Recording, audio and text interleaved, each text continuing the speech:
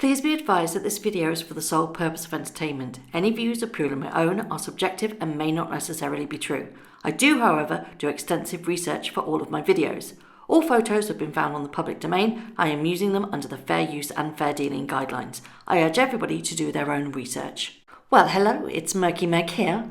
It's Thursday the 4th of June, and hello, I'm well rested and back and raring to go. This video I'm going to be talking about the Tatler Magazine, articles that are here, there and everywhere. I'm going to boil it down for you. Tatler Magazine did a front page cover on Kate. They issued the front cover saying Catherine the Great. The article was written by Anna Pasternak. I'll deal with her in a little bit, but the article implied that Kate has become painfully thin, just like some point out Princess Diana. The article also says that one member of the young royal set says, "I've spent quite a lot of time around Kate and she's impenetrable. There is nothing to like or dislike, yet the source continues she has a ruthless survival streak, just like the House of Windsor. It's why she's so well suited. She keeps her head down because the prize of being queen is so great. She models herself on the queen and now speaks like the queen." It references a speech given by Man Booker winning novelist Hilary Mantel. Now, it says that Kate seems to have been selected for her role of princess because she was irreproachable, as painfully thin as anybody could wish, without quirks, oddities, without the risk of emergence of character. In fact, the lecturer provoked such a maelstrom of opinion that the then Prime Minister David Cameron took time out of his trip to India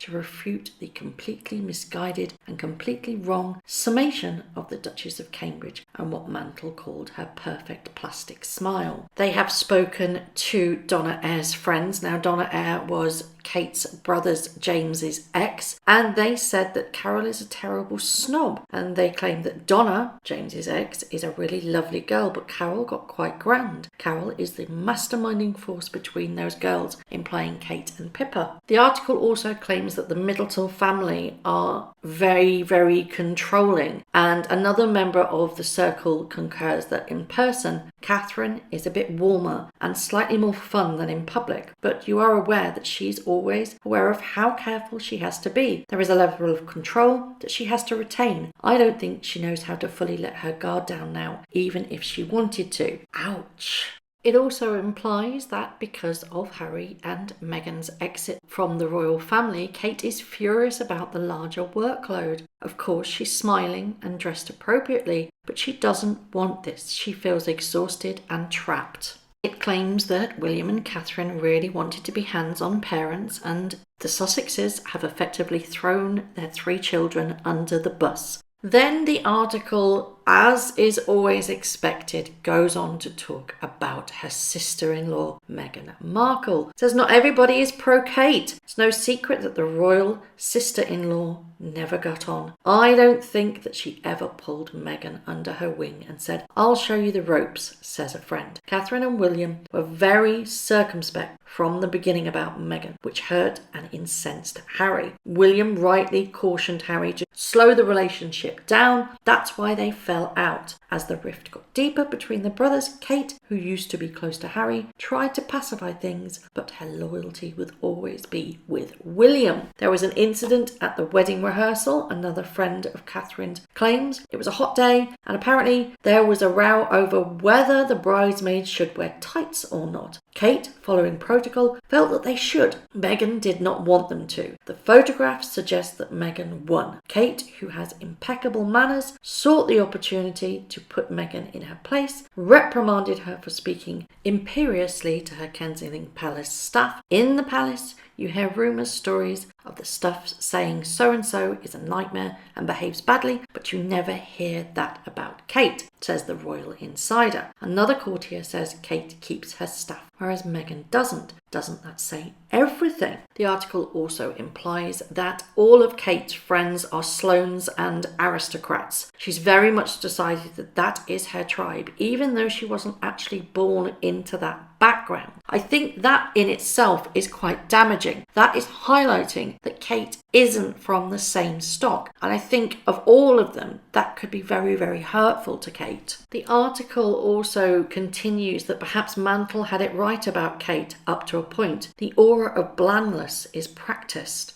In her future role as Queen Consort, her enigmatic containment will enhance her sovereignty. She's a royal ballast, William's most trusted advisor, and someone who puts duty above all else. The article concludes that whatever the truth, as the woman behind the man who will reign from what Winston Churchill called the greatest throne in history, Kate has emerged as the ultimate power player. Underestimate Queen Catherine at your peril. Now, Catherine and William are hit back and have threatened to sue. They want the title Catherine the Great scrubbed from the internet. They are said to be upset about the criticism of her family and the children. A royal source said the Mail on Sunday that it's such an extreme, cruel and wounding barb. It's disgusting. It's sexist and women-shaming at its very worst. The piece is full of lies. There is no truth to their claim that the Duchess feels overwhelmed with work, nor that the Duke is obsessed with Carol Middleton. That is also something that the article implied. They said that he always wanted a mother figure, and he's found that in Carol Middleton.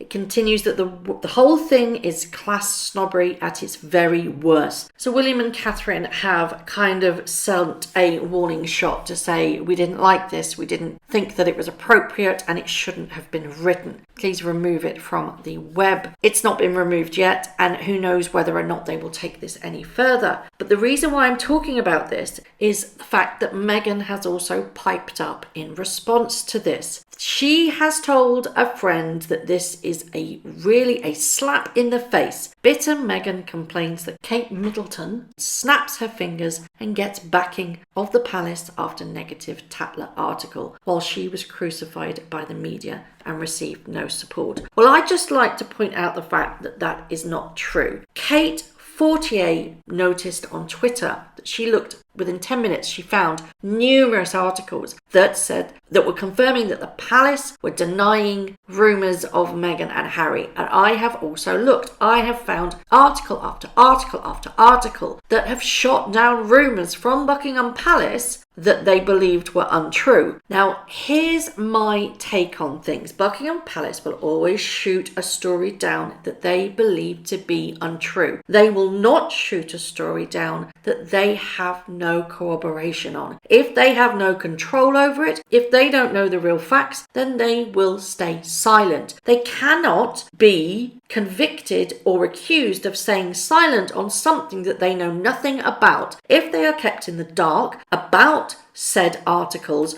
whether they are true or not, how on earth can they comment? Now, we all know that Meghan herself puts out puff piece after puff piece. Sunshine Sacks have been aggressive in their approach when it comes to PR, positive pieces when it comes to Meghan and Harry. Look on the internet, there are hundreds of the things. Anything negative that Buckingham Palace can't confirm or don't know anything about, how are they expected to even take any side? The sources are often Meghan's friends, and I don't think it's fair that Buckingham Palace should get into any public fight on confirming whether or not they are true. If they've come from Meghan's friends, you can't really rebuttal against them, can you? Now, this author that wrote the Tatler article, Anna Pasternak, is said to be friends with ex-Tatler journalist Vanessa Mulrooney. Ring any bells there? Vanessa Mulrooney is the sister-in-law of Meghan Markle's best friend, Jessica Mulrooney. There you have it, folks. The connection between Meghan and the damning article with Tatler is Jessica Mulrooney and her sister-in-law. How this can have any merit is mind-boggling to me. Now, I know that this probably came out a few days ago and I'm a little bit behind, but I just still feel that I need to comment on this. And isn't it funny how this comes out about the connection between Meghan and the Tatler article journalist, that Jessica Mulrooney is now taking a break from social media to listen and learn after someone dear to her told her being silent amid racism is not enough. Connect the dots. I've always said this. If you follow the trail, then it will lead back to Meghan Markle. And this article is a clear indication of it doing that. Jessica Mulroney is Meghan Markle's best friend. And I'm just staggered that the connections weren't made by anybody before this article was even approved, because it's biased at the highest level, isn't it? Meghan, and somewhat to a degree Harry, they continue to manipulate friends to release tidbits to the media, to try and control it, to make them look like the better people, the ones that should be the shining beacons of the royal family, when unfortunately it will always be Kate and William. They are the heirs to the throne. William will be next after Charles. There's no going over that. There is no changing that. That is the line of succession. And I know that Meghan Markle's loyal fans will always say, oh my God, Queen Meghan, she's our idol. I can't wait for her to take the throne. It's never going to happen. End of story. They say that to try and bait you. Don't rise to it. They just want a reaction. You know, Jessica Mulroney has been accused of trying to manipulate articles to spin it positively for Meghan before. She's been called out with regards to that, and I think that will also play a massive part in the court case, which should do, in my own opinion anyway. I would love to know your thoughts on this. Have you read the Tatler article? Do you think it's fair? Do you think it's cruel? Do you think it's just a newsworthy piece? Or do you think William and Kate have a right to shoot back and say that's not fair, please take it down? Why do you think Meghan spoke out against this? Why do you think her friends are going, oh, it's a slap in the face?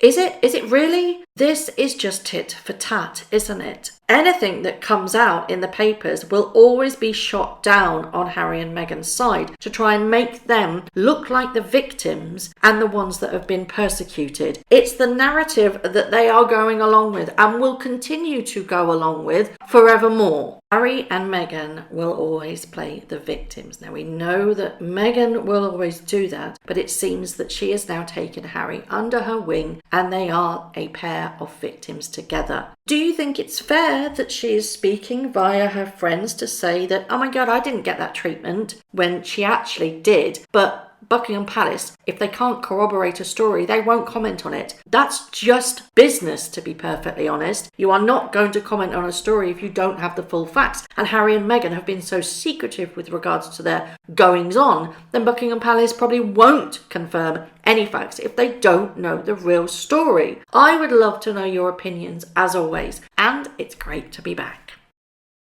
Thank you very much for watching. If you haven't already, please subscribe to my YouTube channel, hit the notification bell, and also that like button. I'd like to take this opportunity to thank all of my followers for all the tips and all the emails, DMs that everybody sends to me. It really is greatly appreciated. So thank you very much for watching once again.